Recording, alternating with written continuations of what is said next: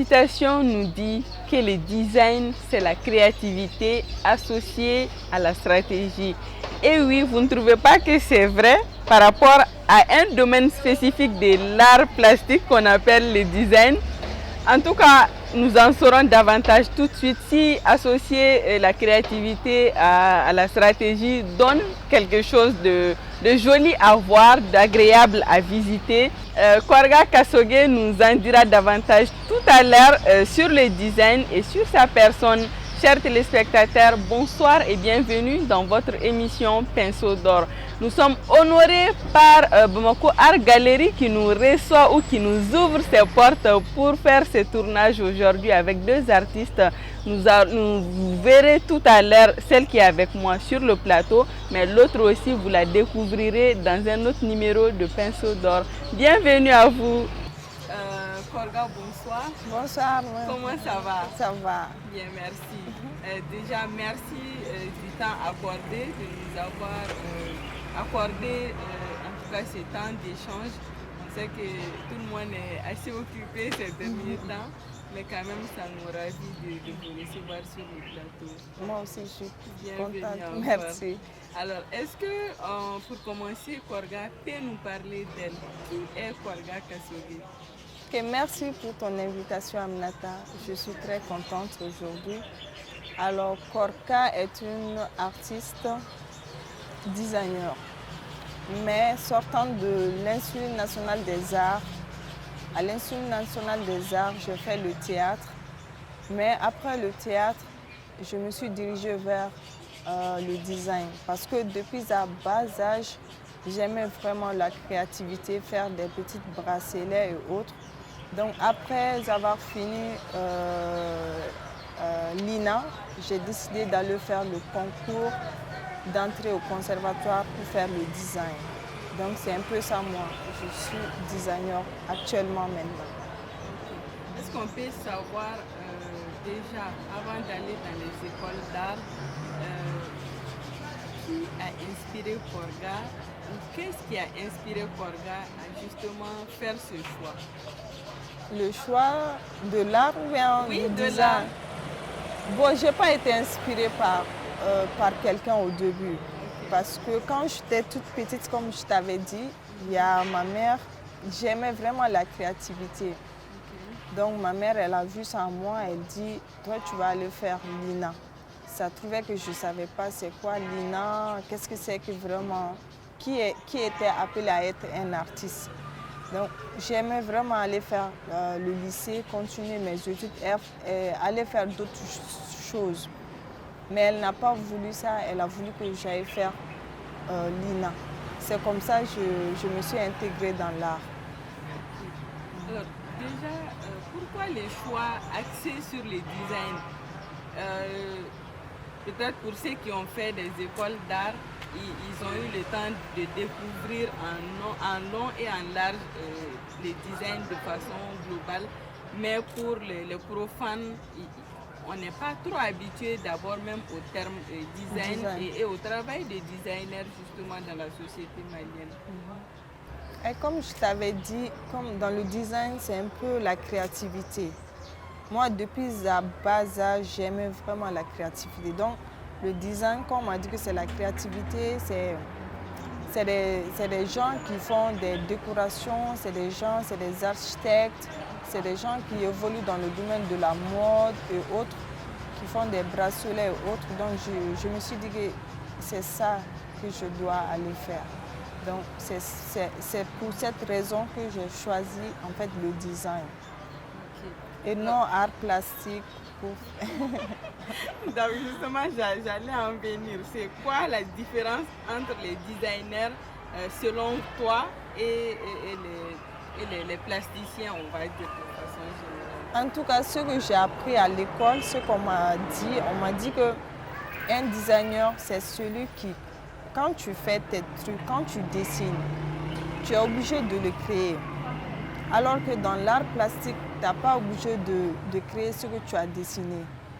Mais un designer, quand elle dessine, elle est obligée de créer la chose. En tout cas, si elle est inspirée par la chose, si elle peut le créer, elle le crée. Donc, en art plastique, on n'a pas besoin de créer ce qu'on dessine. Je crois que c'est ça un peu la différence entre le design et l'art plastique. Ok.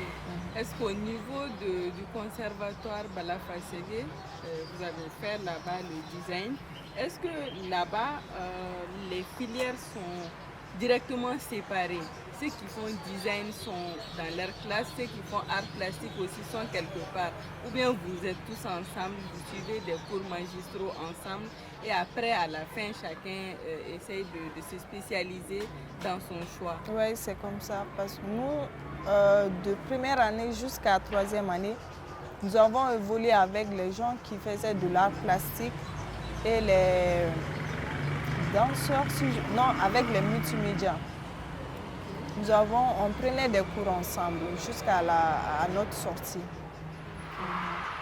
D'accord. Bon, comme on dit, ça reste un débat. Si vous considérez que le designer n'est pas plasticien, on vous le concède, mais ça reste un débat. Oui, on a dit que le design est sorti de l'art plastique. Oui, en tout cas, selon mes recherches, le design est sorti de l'art plastique. Étudié, si vous dites à l'école, voilà ce qu'on vous a appris. On s'en tient à ça. En tout cas, on nous a dit que le design est sorti de l'art plastique, mais la différence entre le design et l'art plastique, c'est comment je vais dire, c'est innover, c'est-à-dire c'est cette perpétuelle créativité. Oui, qui nous différencie, Créer un peu. tous en tout cas. Oui. Nous aussi. D'accord. On crée, mais de... On va créer, mais n'a fait dessiner. Il faut qu'on fait de le mettre en... Il faut qu'un objet qui est utilitaire et designer, plasticien, nous lui a dessin tableau sans faire, ça reste sur le tableau. Maintenant, il y a dessin ça. On est obligé de designer un dessin, qu'à créer. Je ne sais pas comment est-ce que je vais t'expliquer ça. Si, je vois un peu. Donc, c'est comme si tout de suite, avec un crayon, si vous dessinez ces logos, il faut que ce soit vu ou conçu avec de la matière physique. Voilà, c'est ça. Okay. Justement, c'est ça. Je comprends. D'accord. Alors, après l'école, vous vous êtes lancé comme ça en solo ou bien vous évoluez dans des galeries ou à travers des groupements ou des associations avec d'autres artistes? Non, c'est l'association où j'étais avant même d'aller au conservatoire. Quand j'étais à l'INA, quand j'étais en première année, comme j'aimais la photographie aussi quand j'étais en première année, donc je me suis rapprochée un peu de Seydou Keita. Il m'apprenait un peu à faire des photos. Donc actuellement je suis membre de Yamaru Photo, mais je n'expose pas des photos. Principalement les photos que je fais, c'est photographier mes œuvres ou faire des autoportraits. Vous avez eu à participer à des expositions. Je me dis que c'est assez particulier parce que le design, ou l'installation, c'est des assemblages d'énormément d'objets qui n'est pas d'abord facile à transporter. Donc, est-ce que vous pouvez un peu nous parler de ce que vous véhiculez comme message généralement dans vos installations et avec quelle matière vous travaillez? Les messages que je véhicule, c'est des messages dirigés vers un peu nos traditions. Par exemple, nos tenues anciennes, les couvertures, nos vases, les vases anciens, parce que j'aime beaucoup visiter le musée national.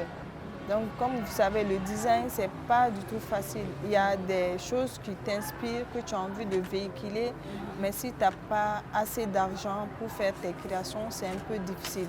Donc, à travers les plastiques, comme là, je n'ai pas besoin d'acheter les bouteilles d'eau, donc je les récupère. C'est un peu les messages aussi que je véhicule sur la pollution de l'environnement, pour montrer aux gens que on peut. C'est vrai que les bouteilles d'eau polluent l'environnement, mais c'est nous qui avons créé ces bouteilles d'eau.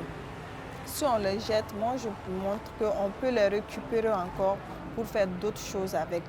Montrer un peu la beauté aussi des bouteilles d'eau qui ne sont pas à jeter, qu'on peut dire qu'on peut créer du mauvais dans le beau. C'est un peu ces messages que je véhicule à travers mes installations, à travers des bouteilles plastiques et de fils de laine. Ok.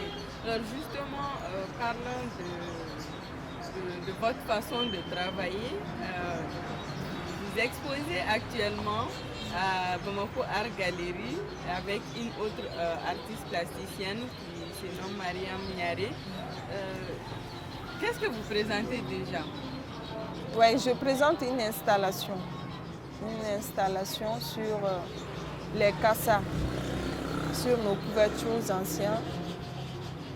Montrer un peu, parce qu'aux temps anciens, on sait que ça faisait partie de l'une des choses qui étaient le plus importantes dans le pays, surtout dans les commerces.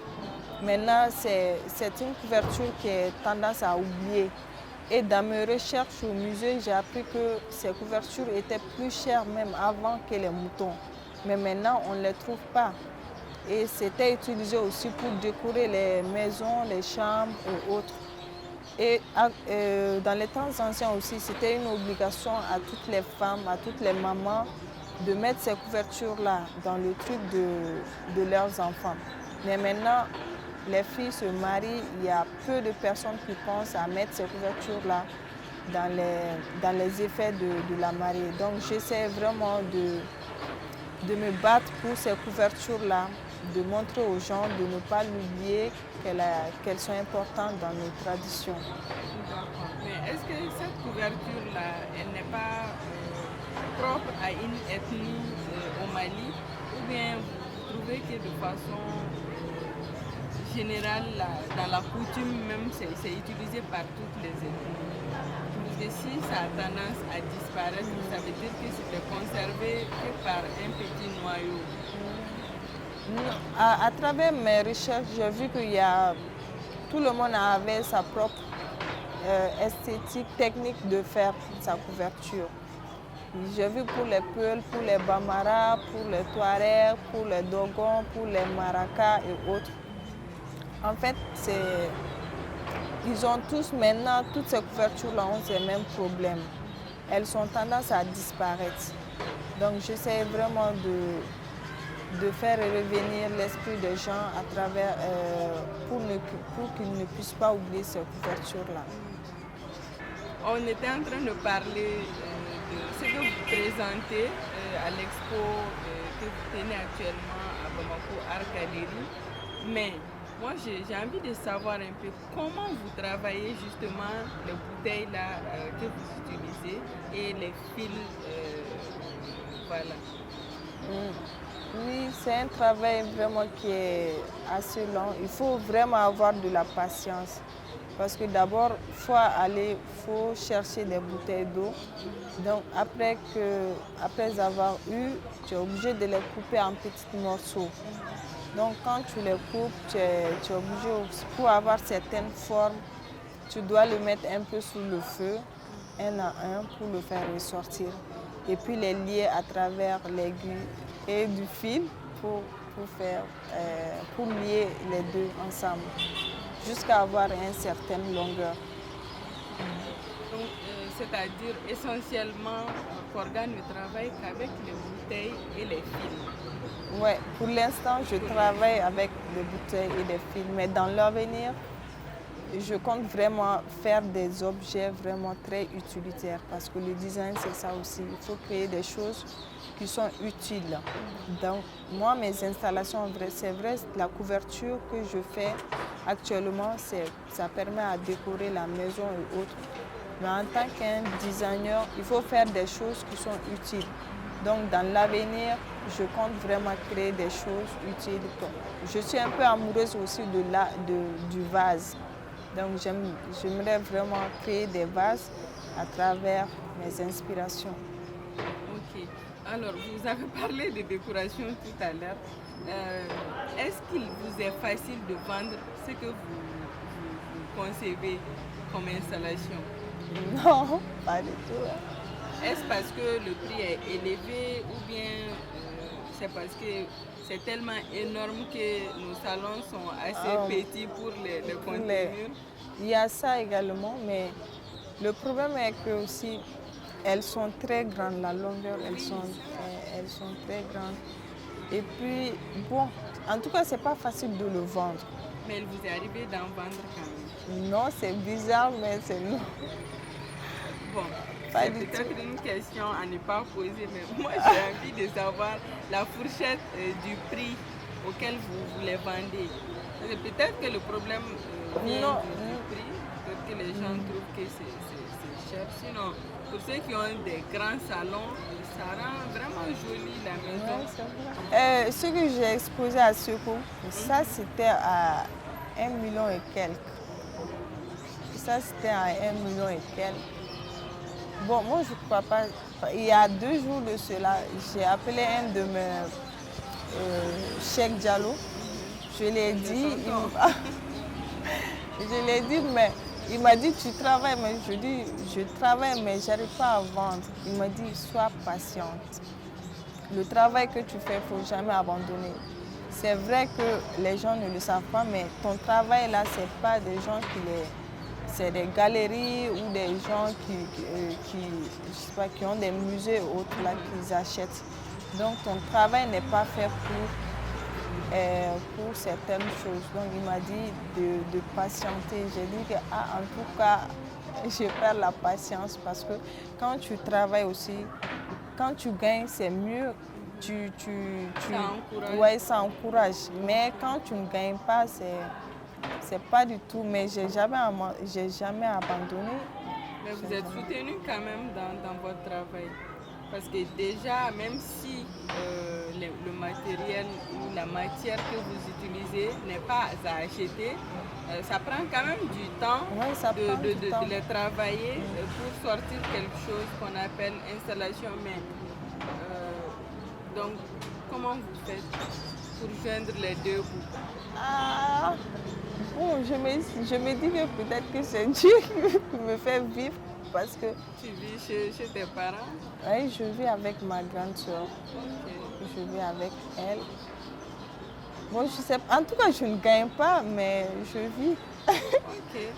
Bon, on espère que dans les jours à venir, les musées vont s'intéresser davantage à tes installations et qu'ils vont commander beaucoup.